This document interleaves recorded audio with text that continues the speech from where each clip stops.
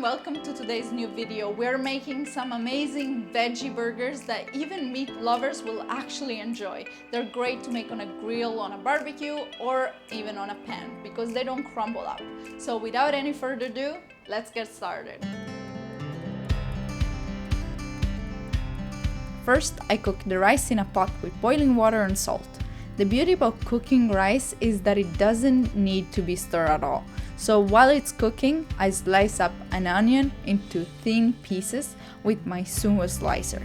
If you're interested, check out the link in the description box with a free shipping code for Canada. In a pan with a drizzle of olive oil, I fry up a clove of garlic and the onion. Meanwhile, I prepare 7 to 8 mushrooms. I clean them using a wet paper towel to remove the excess of dirt, and I peel them just like this.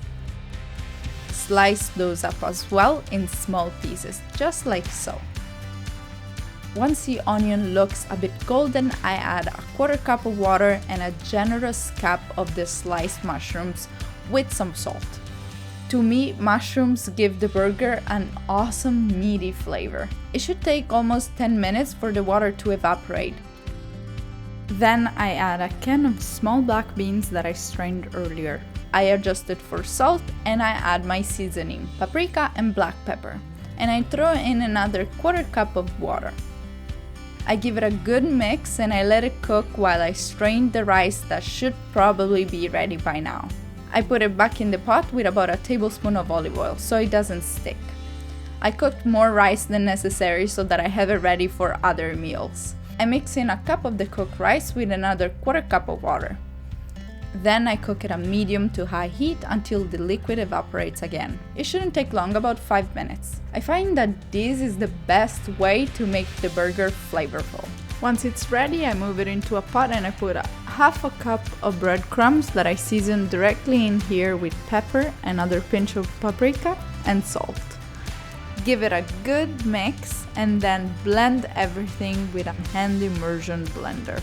It doesn't take much time at all. If there are still some pieces, it's totally fine. Once you reach this consistency, add 2 teaspoons of olive oil if you want and mix them around. Now it's time to start shaping our veggie burgers. I sprinkle some flour in my hands so that the mixture doesn't stick, and I use a half a cup to make the burger of around the same sizes. Simply press the mixture together into the palms of your hands and give it a round shape. These burgers are also great for meal prep. You can double up the recipe and freeze them for about 6 months.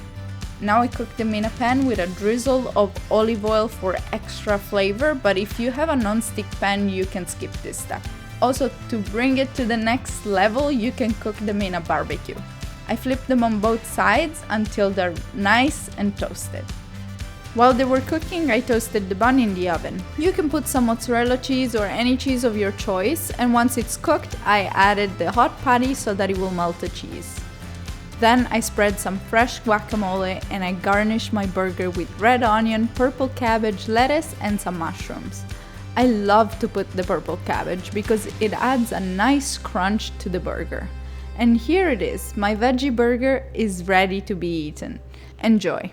If you're vegan or vegetarian, this is a great meat substitute, but if you're a meat lover, give it a try. It's so good. Thank you so much for watching. I hope you enjoyed this video. If you did, leave it a thumbs up and subscribe for a new video every single Thursday. Also, let me know in the comments below what is your favorite topping to put on a burger. See you next Thursday.